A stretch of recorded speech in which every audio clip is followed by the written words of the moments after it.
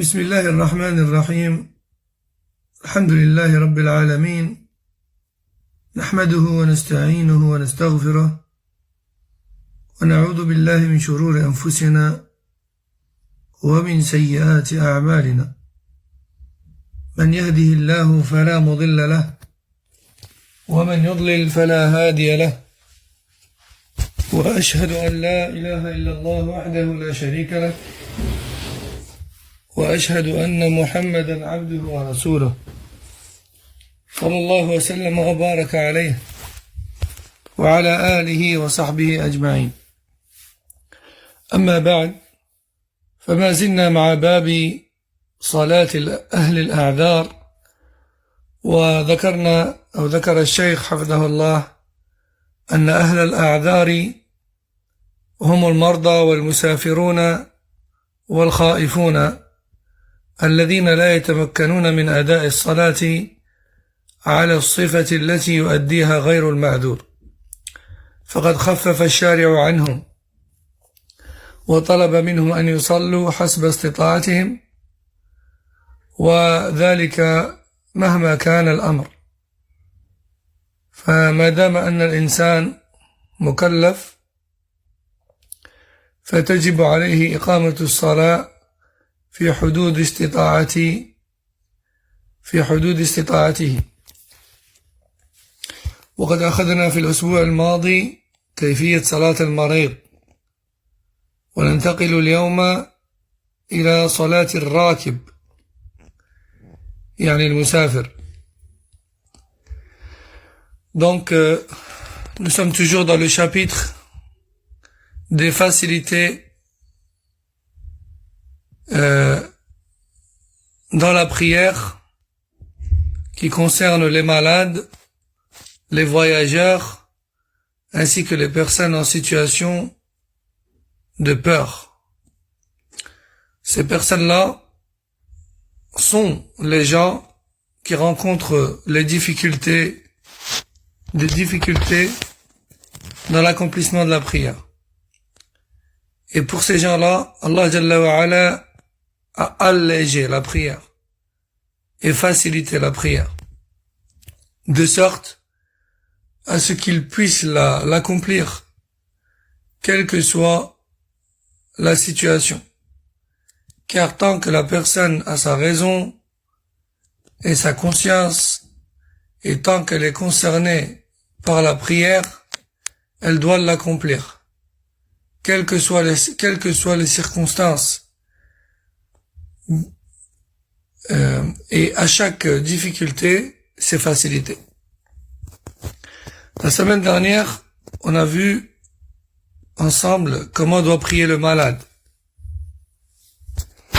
Et aujourd'hui, Inch'Allah, nous allons voir ensemble comment doit prier celui qui est à bord d'un moyen de locomotion. Donc celui qui est en voyage, et qui est en avion, bien en train, bien en bateau, etc. Comment doit-il prier? قال المؤلف حفظه الله: ومن أهل الأعذار الراكب إذا كان يتأذى بنزوله للصلاة على الأرض بوحل أو مطر أو عجز عن الركوب إذا نزل أو خشي فوات رفقته إذا نزل أو يخاف على نفسه إذا نزل من عدو أو سبع، ففي هذه الأحوال يصلي على مركوبه من دابة وغيرها، ولا ينزل إلى الأرض، لحديث يعلى ابن مرة أن النبي صلى الله عليه وسلم انتهى إلى مضيق هو وأصحابه وهو على راحلته، والسماء من فوقهم والبلة من أسفل منهم، فحضرت الصلاة فأمر المؤذن فأذن وأقام، ثم تقدم رسول الله صلى الله عليه وسلم على راحلته فصلى بهم يومئ إيماء يجعل السجود أخفض من الركوع رواه أحمد والترمذي. Donc Cheikh Al-Fawzan Hafidahullah nous dit celui qui se trouve à bord d'un moyen de locomotion et pour qui le fait de s'arrêter et d'en descendre pose problème. Imaginons qu'il ne peut pas s'arrêter et descendre car il est dans une zone boueuse, ou qu'il pleut de trop, ou bien qu'il craint, s'il descend, de ne pas pouvoir remonter à bord, ou encore le fait de ne pas, le fait d'avoir peur du départ de son moyen de locomotion et de son abandon sur la route. Alors, imaginons qu'on est à bord d'un car, le car fait une pause, on pourrait prier, mais le temps de pause est incertain. Et il se peut qu'à la fin de la prière, le car soit parti. Par exemple. Ou encore, le fait d'avoir peur d'un danger si on venait à s'arrêter et à descendre du moyen de locomotion, d'avoir peur d'un ennemi, ou d'avoir peur d'un animal féroce. Donc, en résumé, le cheikh parle soit du lieu où l'on pourrait s'arrêter, et s'il est périlleux, ou bien il parle par exemple du moyen de locomotion que l'on ne peut pas faire arrêter, ou bien s'il venait à s'arrêter, qu'on ne peut pas s'assurer qu'il soit encore là à la fin de la prière, ou bien qu'il y a un danger à l'extérieur, ou bien qu'il y a une grosse gêne à l'extérieur comme la pluie et la boue. Dans toutes ces situations-là, il est permis de prier à bord du moyen de locomotion. Il est permis de prier à bord de la voiture, à bord du car, à bord de l'avion, à bord du bateau, etc. Il est rapporté que le prophète sallallahu alayhi wa sallam était avec ses compagnons en voyage à bord de chameaux, sur les chameaux, pardon, et à un moment donné, il a plu fortement, au point où il n'avait pas la possibilité de descendre des chameaux. À l'heure de la prière, le mu'adhin a fait l'adhan et l'iqama, le prophète sallallahu alayhi wa sallam s'est avancé avec sa monture devant les autres et il a dirigé la prière en penchant sa tête pour le ruku' et le sujud. Rapporté par Ahmed et Tirmidhi. قال ويجب على من يصلي الفريضة على مركوبه لعذر مما سبق أن يستقبل القبلة إن استطاع لقوله تعالى وحيثما كنتم فولوا وجوهكم وحيثما كنتم فولوا وجوهكم شطرة يعني شطر المسجد الحرام ويجب عليه فعل ما يقدر عليه من ركوع وسجود وإيماء بهما وطمأنينة لقوله تعالى فاتقوا الله ما استطعتم وما لا يقدر عليه لا يكلف به وإن لم يقدر على استقبال القبلة لم يجب عليه استقبالها وصلى على حسب حاله وكذلك راكب الطائرة يصلي فيها بحسب استطاعته من قيام أو قعود وركوع وسجود وإيماء بهما بحسب استطاعته مع استقبال القبلة لأنه ممكن. Cheikh Al-Fawzan Hafidahullah nous dit celui qui se retrouve à prier à bord de son moyen de locomotion doit tout faire pour prier en direction de la Qibla. Car Allah Azza wa Jalla a dit, où que vous soyez, alors dirigez-vous vers la maison sacrée lors de la prière. Et il faut faire tout ce qui est possible à faire. Quant à ce qui n'est pas possible de faire, alors on le remplace par les facilités. Comme par exemple le ruku' ou le sujoud, s'ils ne sont pas permis à bord de l'avion ou à bord du train où on se trouve, alors au moment du ruku' ou le sujoud,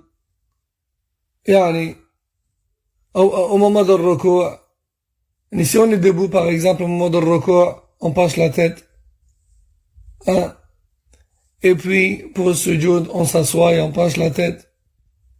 Si on peut même pas se tenir debout, au vu de la situation, au vu de l'endroit où on se trouve, alors dans ce cas on prie, on fait le takbir en direction de la Qibla et on s'assoit, et puis on penche un peu la tête pour le ruku' et un peu plus pour le sujoud. Celui qui malheureusement ne peut pas se mettre en direction de la Qibla, imaginons que le moyen de locomotion est étroit et qu'il ne roule pas ou bien ne navigue pas ou bien ne vole pas vers la Qibla. Alors dans ce cas, la personne prie comme elle peut, même si elle n'est pas en direction de la Qibla. Cette obligation tombe, car elle n'est pas en mesure de l'accomplir. Et Allah ne surcharge pas une âme au-dessus de ses capacités.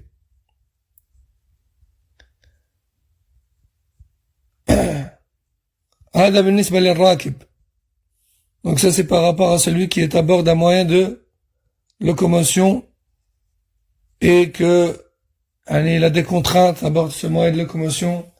Il ne peut pas s'arrêter comme il veut, ni où il veut.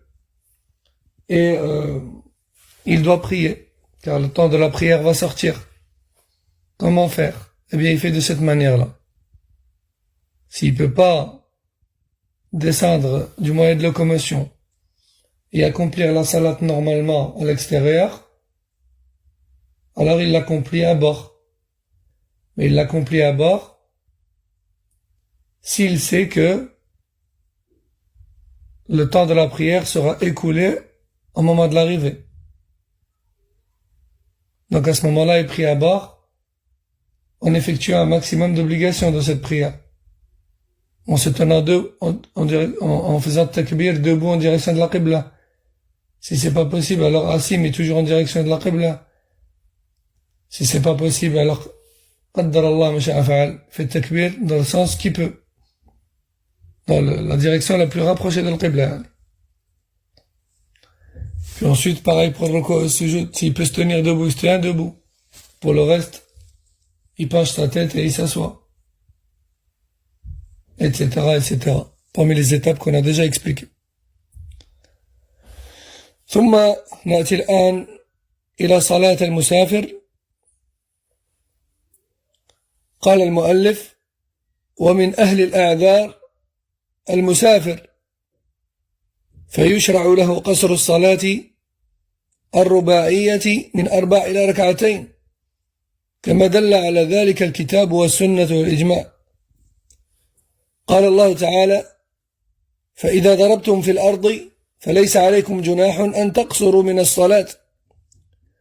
والنبي صلى الله عليه وسلم لم يصلي في سفر إلا قصر، كما جاء عند الدارقطني والبيهقي.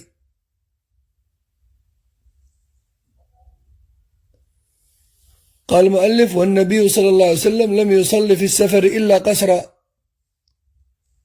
وهذا معلوم بالاستقراء المأخوذ مضمونه ومعناه من عدة حديث، وهذا على الغالب من هديه صلى الله عليه وسلم، وإلا فقد ثبت عنه الإتمام في السفر أحيانا في أحاديث صحيحة كثيرة، كما عند الدارقطني والبيهقي. والقصر أفضل من الإتمام في قول جمهور العلماء. وفي الصحيحين فرضت الصلاة ركعتين ركعتين في الحضر والسفر فأقرت صلاة السفر وزيد في صلاة الحضر. وقال عمر صلاة السفر ركعتان تمام غير قصر. Donc, parmi les personnes qui ont des contraintes en islam et pour qui Allah Azza wa Jal a prescrit des facilités dans la prière, il y a bien sûr les voyageurs. Allah Jalla wa Ala a autorisé aux voyageurs de raccourcir la prière de 4 unités vers 2. Allah Tabaraka wa Ta'ala a autorisé aux voyageurs de raccourcir Salat al-Dhahr wal-Asr wal-Isha de 4 rak'at à 2 rak'at. Comme cela est prouvé par le Coran et la Sunna et le consensus. Allah Jalla wa Ala dit dans le Coran, Surat An-Nisa, verset 101, qui est pour sens, si vous parcourez la terre, c'est-à-dire en voyage, alors pas de mal pour vous à ce que vous raccourcissiez la prière. Aussi, il est rapporté que le prophète sallallahu alayhi wa sallam raccourcissait ses prières dans la majeure partie de ses voyages. Et le raccourcissement de la prière en voyage est meilleur. Le raccourcissement des prières en voyage est meilleur, selon l'avis de la majorité des savants. Et en réalité, il faut savoir qu'à la base, les prières, elles ont été prescrites au nombre de 2 rak'at. Que cela soit en voyage ou en résidence. C'est par la suite qu'Allah Tabaraka wa Ta'ala a laissé la prière en voyage en nombre de 2 rak'at et il a complété la prière en résidence en y ajoutant 2 rak'at, ce qui a fait 4. Ce qui a donné 4 rak'at au total. Le prophète sallallahu alayhi wa sallam a dit, comme rapporté chez le Bukhari et Muslim, la prière a été prescrite au départ en nombre de 2 rak'at, que cela soit en résidence ou en voyage. Puis ensuite, Allah a laissé la prière en voyage à hauteur de 2 rak'at et a complété la prière en résidence. Rapporté par le Bukhari et Muslim. Et Omar radallahu anhu a dit, la prière du voyageur comporte 2 unités et elle est de cette manière complète et en aucun cas manquante. Rapporté par Nasa'i ibn Majah. Donc, Cheikh nous dit le raccourcissement de la prière pour le voyageur est meilleur. Certaines personnes ont du mal à accepter ce cadeau et cette facilité d'Allah Azza wa Jal. Il dit, moi je raccourcis pas parce que je rencontre pas de difficultés, je suis pas fatigué, etc. Il refuse le cadeau d'Allah Azza wa Jal. Il est mal à l'aise par rapport à cela. Il aura l'impression qu'il n'a pas prié. Alors que le prophète sallallahu alayhi wa sallam, dans la plupart de ses voyages, raccourcit ses prières. Alors que la prière au départ a été prescrite au nombre de 2 rak'at. Donc ceci est clairement une erreur. C'est une facilité d'Allah Azza wa Jal. Et dans le hadith, le Rasul sallallahu alayhi wa sallam nous dit, Allah aime que l'on accepte ses cadeaux au même niveau qu'il aime que l'on accomplisse ses obligations. قال المؤلف ويبدأ القصر بخروج المسافر من عامل بلده لأن الله أباح القصر لمن ضرب في الأرض وقبل خروجه من بلده لا يكون ضاربا في الأرض ولا مسافرا، لأن النبي صلى الله عليه وسلم إنما كان يقصر إذا ارتحل، ولأن لفظ السفر معناه الإسفار أي الخروج إلى الصحراء. يقال سفرت المرأة عن وجهها إذا كشفته. فإذا لم يبرز إلى الصحراء التي ينكشف فيها من بين المساكن لم يكن مسافرا. Donc, le raccourcissement de la prière ne te devient permis que dès lors où tu as pris la route et où tu es sorti de ta ville.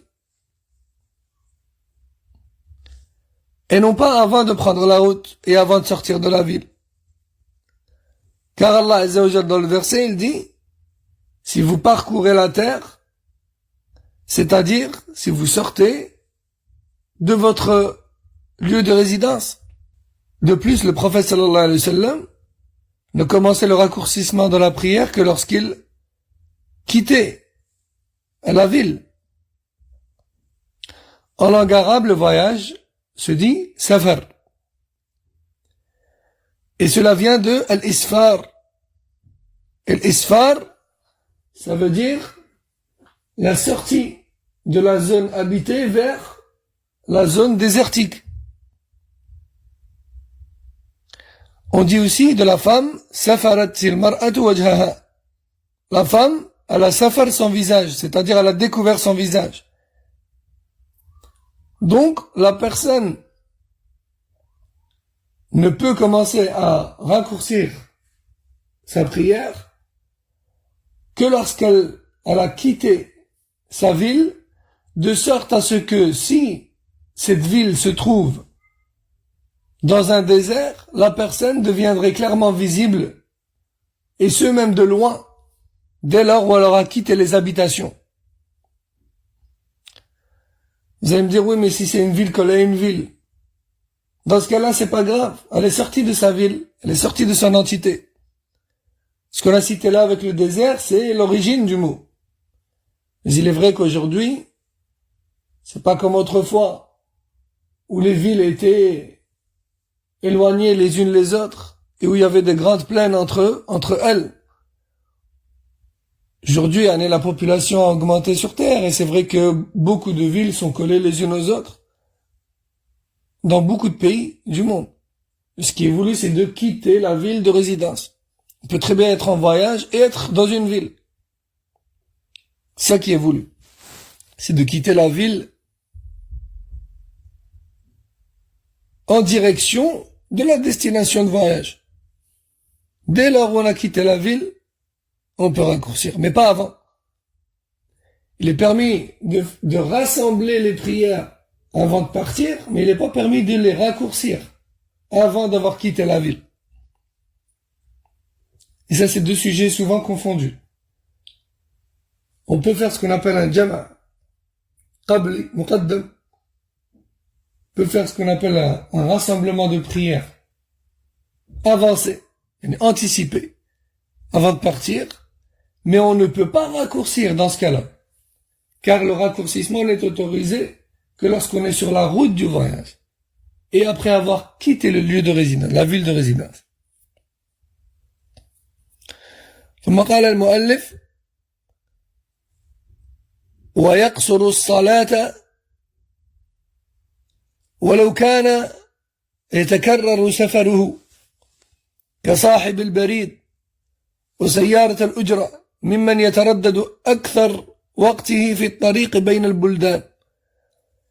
Et dès là où la personne elle est en voyage, elle peut raccourcir sa prière, même si elle est souvent amenée à être en voyage, comme un chauffeur taxi ou un livreur, ou un chauffeur poids lourd, ou un postier qui parcourt de grandes distances. Maintenant, il livre du courrier ou des colis à l'autre, vers une destination lointaine. Yani tous les jours, il est sur les routes. Tous les jours, il parcourt de grandes distances, 80 kilomètres et plus. Lui, il est tous les jours voyageur. Il n'y a pas de problème. Certaines personnes sont gênées par le raccourcissement. Elles disent, ouais, mais c'est tous les jours. Je vais pas raccourcir tous les jours quand même. Eh bien si t'es voyageur tous les jours, il n'y a pas de mal. Le raccourcissement de la prière est lié au voyage. Et non pas à la fréquence.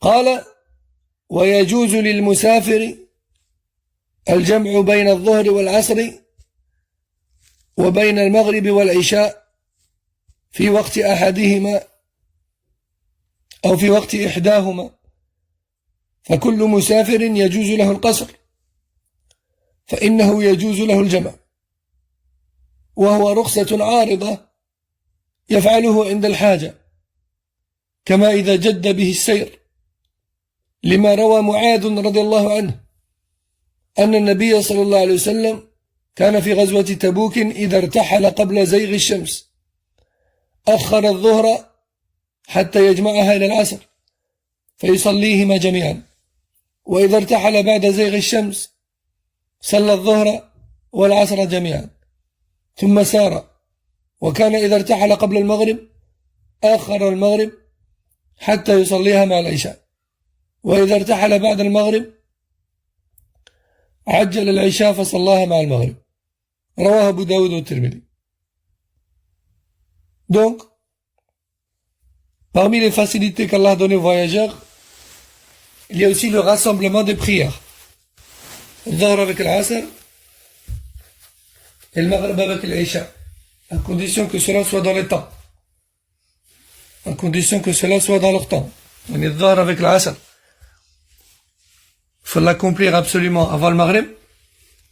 Et le Maghrib avec l'Isha, il faut les accomplir absolument avant le Fajr. Par contre, la différence entre le rassemblement des prières et le raccourcissement des prières, c'est que le raccourcissement des prières est une chose recommandée. Est une chose que le Rasul sallallahu alayhi wa sallam faisait la plupart du temps, en tant que voyageur. Par contre, le rassemblement, non. Pas forcément. Le raccourcissement est un cadeau d'Allah Azza wa Jal. C'est une prescription. Le rassemblement, c'est juste une facilité, c'est juste une autorisation en cas de besoin. Je répète, le raccourcissement, c'est une prescription, c'est un cadeau, c'est une facilité, c'est une chose qui est meilleure pour le voyageur. Par contre, le rassemblement n'est qu'une facilité et une autorisation en cas de besoin. Si maintenant on est en voyage et qu'on n'est pas pressé par le temps et qu'on a la possibilité d'accomplir chaque salat en son temps, quand c'est Dhuhr, il n'y a aucun problème, on peut s'arrêter tranquillement sur la route, faire 2 rak'at pour Dhuhr et reprendre la route. Et puis quand c'est l'Asr, s'arrêter tranquillement et faire 2 rak'at pour l'Asr. Et puis ensuite, plus tard, s'arrêter al Maghrib, faire 3 rak'at, et puis ensuite au Isha, s'arrêter et faire 2 rak'at, sans que cela ne nous pose problème. Alors c'est mieux comme ça. Le rassemblement, c'est juste en cas de besoin. Si on est fatigué, ou si on a une crainte de quelque chose. Cheikh nous dit, il est permis aux voyageurs de rassembler le Dhuhr avec l'Asr et le Maghrib avec l'Isha dans le temps qu'on a cité. Tout voyageur a l'autorisation de regrouper. Enfin, tout voyageur a l'autorisation de raccourcir. Enfin, tout voyageur ayant autorisation de raccourcir a en même temps l'autorisation de rassembler. Dit autrement, toute personne autorisée à raccourcir a automatiquement l'autorisation de rassembler aussi. Mais toute personne ayant l'autorisation de rassembler n'a pas forcément l'autorisation de raccourcir. Prenons un exemple. Il est permis de temps en temps de regrouper les prières, même sans raison particulière. Chez soi, par exemple. Mais est-ce que pour autant, on peut la raccourcir? Non. Un autre exemple. On est malade, on est très affaibli. On a la permission de regrouper Dhuhr, al-Asr, al-Maghrib et l'Isha. Parce qu'on est affaibli. Mais a-t-on pour autant la permission de les raccourcir? en étant chez soi? Non. Donc, qui dit raccourcissement dit autorisation de rassemblement. Mais qui dit rassemblement ne dit pas forcément autorisation de raccourcissement.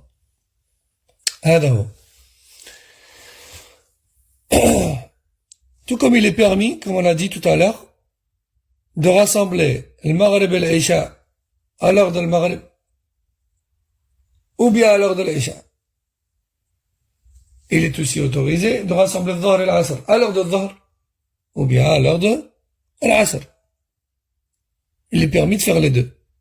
Comme cela est rapporté du prophète sallallahu alayhi wa sallam. Il est rapporté que le Rasul sallallahu alayhi wa sallam dans l'expédition de Tabouk,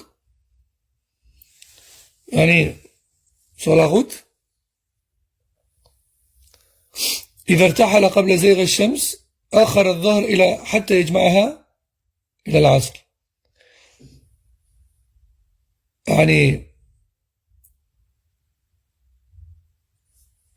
je vais essayer de traduire avec précision ce hadith. Lorsque le prophète sallallahu alayhi wa sallam savait qu'il allait prendre la route et qu'il allait arriver avant le Maghrib, il retardait le Dhuhr et l'a rassemblé avec l'Asr plus tard. Lorsqu'il savait qu'il allait arriver avant le Maghrib, il retardait le Dhuhr et l'a rassemblé avec l'Asr plus tard. Et lorsqu'il savait qu'il allait arriver après le Maghrib, il priait le Dhuhr et l'Asr avant de démarrer. En gros, c'est comme si on disait aujourd'hui, faut que je prenne la route, je voyage vers Paris, par exemple. Je vais démarrer le Dhuhr. Mais avec les bouchons et les courtes journées, il est possible que j'arrive là-bas al Maghrib, voire plus. Donc le mieux, c'est de prier le Dhuhr et d'y ajouter l'Asr, puis seulement partir. Mais, si je sais par exemple que je vais m'arrêter sur la route dans un endroit, et ce, avant le Maghrib, alors à ce moment-là, ce que je peux faire, c'est prendre la route et prier le Dhuhr avec l'Asr à cet endroit-là, où je vais m'arrêter avant le Maghrib. Et il faisait pareil pour le Maghrib ou l'Isha. Il faisait pareil pour le Maghrib ou l'Isha. نعم. قال وإذا نزل المسافر في أثناء سفره للراحة فالأفضل له أن يصلي كل صلاة في وقتها قصرا بلا جمع. Mais si le voyageur est à l'aise dans son voyage et qu'il a la possibilité de s'arrêter et de faire des pauses sur la route, alors le mieux pour lui, c'est d'accomplir chaque salat en son temps, tout en la raccourcissant, comme on a expliqué tout à l'heure. ويباح الجمع بين الظهر والعصر وبين المغرب والعشاء للمريض الذي يلحقه بترك الجمع مشقة. قال شيخ الإسلام رحمه الله تعالى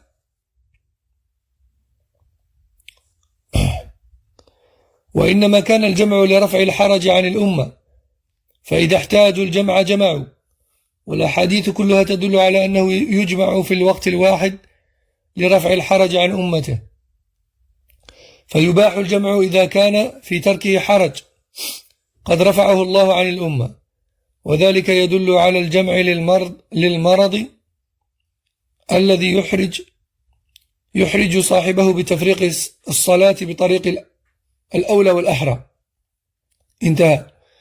وقال أيضا يجمع المرضى كما جاءت بذلك السنة في جمع المستحاضة فإن النبي صلى الله عليه وسلم أمرها بالجمع بين حديثين فإن النبي صلى الله عليه وسلم أمرها بالجمع في حديثين انتهى. ويباح الجمع لمن يعجز عن الطهارة لكل صلاة كمن به سلس بول أو جرح لا يرقأ دمه أو رعاف دائم قياسا على المستحاضة. طبعا إذا قلنا بنجاسة الدم، دم الخارج من غير الفرج والدبر، فقد قال عليه الصلاة والسلام لحمنة حين استفتته في الاستحاضة وإن وإن قويت على أن تؤخر الظهر وتعجل العصر فتغسلين ثم تصلين الظهر والعصر جميعا ثم تؤخرين المغرب وتعجلين العشاء ثم تغتسلين وتجمعين بين الصلاتين فافعلي. رواه أحمد أبو داود والترمذي وصححه. Donc ensuite, Cheikh nous dit, il est également permis pour le malade de rassembler entre le Dhuhr et l'Asr et entre le Maghrib et l'Isha, si cela peut lui éviter une difficulté, comme la fatigue, l'affaiblissement maintenant. Sur l'Islam, Ibn Taymiyyah rahimahullah a dit, le rassemblement des prières a été autorisé afin de lever les difficultés rencontrées par les musulmans. Cela leur est donc autorisé s'ils en ressentent le besoin. Et tous les hadiths vont dans ce sens, qui est la facilité pour la communauté. Il est donc autorisé de rassembler les prières si cela permet d'éviter une difficulté rencontrée. Comme c'est le cas pour le malade, qui ne peut pas se lever à chaque salat et prier. Alors il les rassemble. Cela est meilleur pour lui. Fin de citation. Il dit également, toujours chez l'Islam Ibn Taymiyyah, il est autorisé aux malades, de façon générale, il est autorisé aux malades de rassembler leurs prières, comme cela est rapporté dans les hadiths, qui concernent la femme qui a des métrorragies. Donc la femme qui a des métrorragies, c'est-à-dire elle a des saignements au niveau de ses parties intimes, de manière continuelle. Ce ne sont pas des règles, ce sont des métrorragies. C'est une blessure interne qui fait que il y ait une veine ou plus qui saigne. Et donc elle a des pertes de sang de manière continuelle et à tout moment. Ce ne sont pas des règles qui lui interdisent de prier. Ce sont juste des saignements intérieurs, en dehors des règles. Et certaines femmes ont questionné le prophète sallallahu alayhi wa sallam sur la manière de laquelle ils doivent se purifier et prier dans ce cas-là. Et le Rasul sallallahu alayhi wa sallam, dans plusieurs hadiths, leur enjoint de se nettoyer les parties intimes, de faire le wudu et de rassembler leurs prières afin de sortir de cette difficulté. Rapporté par Ahmed Abu Daoud et Tirmidhi et authentifié par celui-ci. ويباح الجمع بين المغرب والعشاء خاصة لحصول مطر يبل الثياب وتوجد معه مشقة لأنه عليه الصلاة والسلام جمع بين المغرب والعشاء في ليلة مطيرة وفعله أبو بكر وعمر. وقال شيخ الإسلام رحمه الله يجوز الجمع للوحل الشديد والريح الشديدة الباردة في الليلة الظلماء ونحو ذلك، وإن لم يكن المطر نازلا في أصح قولي العلماء، وذلك أولى من أن يصلوا في بيوتهم، بل ترك الجمع مع الصلاة في البيوت بدعة مخالفة للسنة، إذ السنة أن تصلى الصلوات الخمس في المساجد جماعة، وذلك أولى من الصلاة في البيوت باتفاق المسلمين، والصلاة جميعا في المساجد أولى من الصلاة في البيوت مفرقة باتفاق الأئمة الذين يجوزون الجمع كمالك والشافعي وأحمد. انتهى. Il est aussi autorisé de rassembler le Maghrib et l'Isha à la mosquée en cas de pluie. En cas de pluie. Si cela représente une difficulté pour les gens de se déplacer vers la mosquée. Et bien sûr, à chaque région du monde et à chaque vision d'imam de mosquée, sa conception de la chose. Dans certains pays, par exemple, il n'y a pas de bitume, imaginons, et il y a beaucoup de terre. Dès qu'il pleut un peu, il y a énormément de boue. Forcément, dans ces endroits-là, il y aura beaucoup plus de difficultés pour les gens qui marchent vers la mosquée que dans un endroit où il y a du bitume, où il n'y a pas de boue. Par exemple, ici en France, Il est rare de trouver une route pleine de boue. Et il est tout à fait facile d'emprunter une route en bitume. Donc forcément, d'autant plus que nous sommes dans une région où il pleut beaucoup, forcément, on va pas concevoir la chose de la même manière qu'ailleurs. Il est donc normal qu'un imam ici en France, par exemple, va se permettre de rassembler le Maghrib et l'Isha que lorsqu'il pleut très fortement, que lorsqu'il y a une tempête limite. Hein? Tandis qu'ailleurs, il va peut-être plus facilement rassembler. Et ça revient à l'imam de la mosquée. Et peut-être même que dans une même région, un imam va voir ou va trouver qu'il est nécessaire de rassembler, qu'il est permis, et un autre, pas. Ça revient à l'imam. Ça revient à sa conception et son ijtihad. D'autant plus que les fidèles d'une mosquée ne sont pas ceux d'une autre. À chaque groupe de personnes, son état général et ses capacités générales d'emprunter les routes. Dans une mosquée, on va peut-être avoir beaucoup plus de personnes âgées, malades. Dans une autre mosquée, on va peut-être avoir beaucoup plus de jeunes. Donc forcément, le niveau de la difficulté, pour un groupe de fidèles, la difficulté va plus vite se présenter que pour un autre groupe de fidèles. Al-Muhim, tout ça revient à l'imam. Mais la règle de base dit qu'il est tout à fait permis de regrouper le Maghrib et l'Isha lorsqu'il pleut. Cheikh Al-Fawzan ajoute, s'il y a une difficulté en cela. Car le prophète sallallahu alayhi wa sallam a rassemblé entre le Maghrib et l'Isha lors d'une nuit pluvieuse. Et cela a également été fait par Abu Bakr et Omar.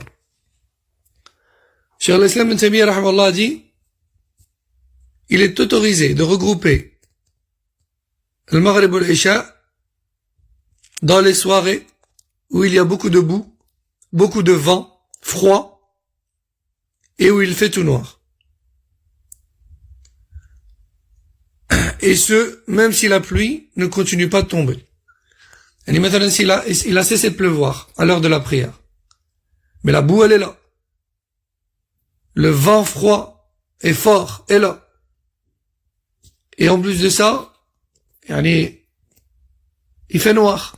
Parce que c'est le soir. Donc il y a un tas de choses qui font que c'est difficile pour les fidèles de se rendre à la mosquée.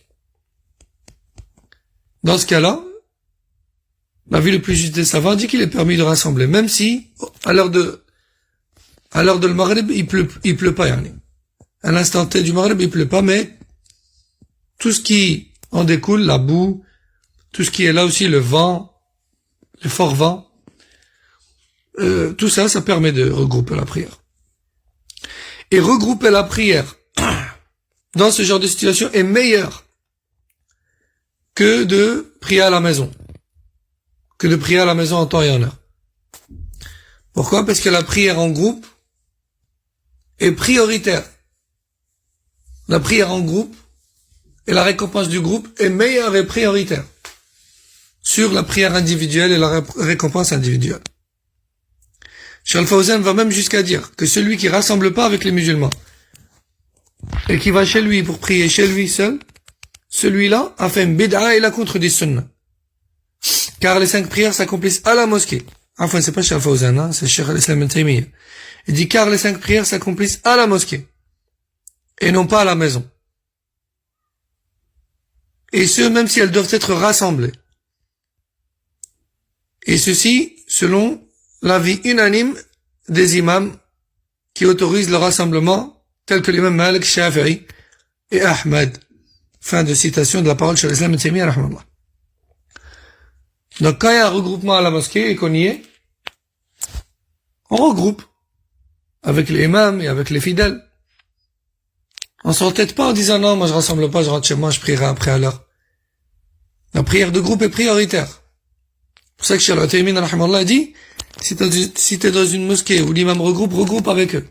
Pour plusieurs raisons. Celles qu'on a citées et aussi pour le fait de quitter le rang et de sortir de la mosquée et de pas prier avec les gens, c'est un signe apparent de division dans la communauté. Et ça, c'est pas permis. ومن يباح له الجمع فالأفضل له أن يفعل الأرفق به من جمع تأخير أو جمع تقديم. والأفضل بعرفة جمع التقديم بين الظهر والعصر، وبمزدلفة الأفضل جمع التأخير بين المغرب والعشاء لفعله صلى الله عليه وسلم. وجمع التقديم بعرفة لأجل اتصال الوقوف، وجمع التأخير بمزدلفة من أجل مواصلة السير إليها. وبالجملة فالجمع بين الصلاتين في عرفة ومزدلفة سنة، وفي غيرهما مباح يفعل عند الحاجة، وإذا لم تدعو إليه حاجة فالأفضل للمسافر أداء كل صلاة في وقتها. فالنبي صلى الله عليه وسلم لم يجمع في أيام الحج إلا بعرفة ومزدلفة، ولم يجمع بمنى لأنه نازل، وإنما كان يجمع إذا جد به السير. هذا ونسأل الله للجميع التوفيق للعلم النافع والعمل الصالح. Enfin, Cheikh Fawzan nous dit, le voyageur, s'il a besoin de regrouper, alors à lui de voir, est-ce que ça l'arrange mieux de regrouper en avance ou en retardant, en avançant ou en retardant.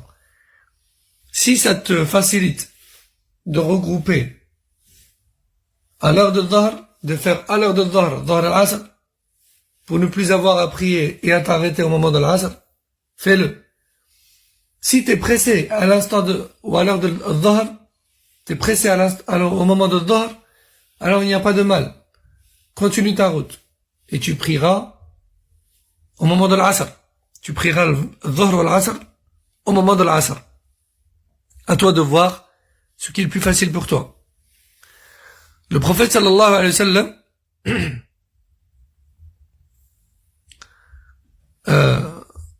pendant le Hajj par exemple, il a regroupé le Dhahr et l'Asr au début du temps, à l'heure de Dhahr. Ainsi, il n'était pas interrompu dans ses invocations et ses évocations pendant la journée de Arafat. Et dès lors où il arrive à Muzdalifa, et sur sa route à Muzdalifa, il a retardé le Maghrib et l'Isha à l'heure de l'Isha.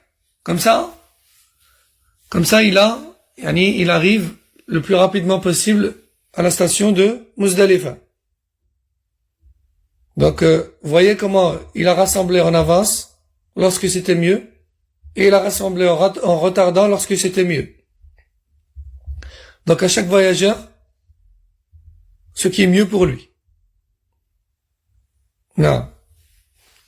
Cheikh Fawzan, hafidahullah, nous dit qu'Allah tabaraka wa ta'ala nous donne à tous le succès dans l'apprentissage de la science bénéfique et sa mise en application. Subhanakallahumma wa bihamdik, ashhadu an la ilaha illa ant, astaghfiruka wa atubu ilayk, wa sallallahu wa sallam wa barak ala nabiyyina Muhammad wa ala alihi wa sahbihi. Assalamu alaykum wa rahmatullahi wa barakatuh.